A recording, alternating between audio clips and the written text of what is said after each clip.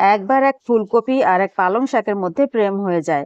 ফুলকপি নিজের বাবা মাকে বলে, কিন্তু ফুলকপিরা খুবই খানদানি, এই জন্য তারা মানে না। তো কি আর করা যাবে, ফুলকপি আর পালং শাক পালিয়ে গিয়ে বিয়ে করে নিল।